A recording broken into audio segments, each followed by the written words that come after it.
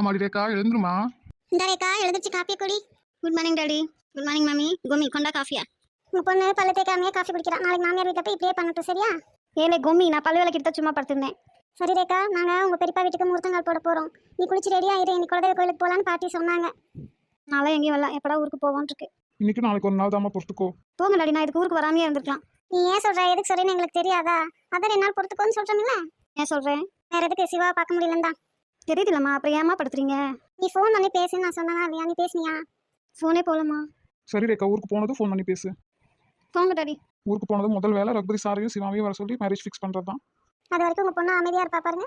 Phone பேசினா கூட பரவாயில்ல, முதல்ல லைனே போகலாமா? சரி, ஊருக்கு போய் தான் பார்க்கணும். நீ இன்னைக்கு ரெடியாக இரு, நம்ம முதல்ல கோயிலுக்கு போயிட்டு வருவோம். நான் வரலம்மா, நீங்கள் மட்டும் போயிட்டு வாங்க. ரேக்கா, கோயிலுக்கு வாமா, அங்கே என்ன வேண்டுனாலும் நடக்கும். பாப்பா, நான்லாம் எங்கேயும் வர மாட்டேன். அப்பா சொன்னா கேட்பியா மாட்டியா? இப்போ நாங்கள் உன் பெரியப்பா வீட்டுக்கு போயிட்டு வரோம். நீ ரெடியாக இருக்க, நம்ம வந்து கோயிலுக்கு போகிறோம். வா மறக்கட்டும்.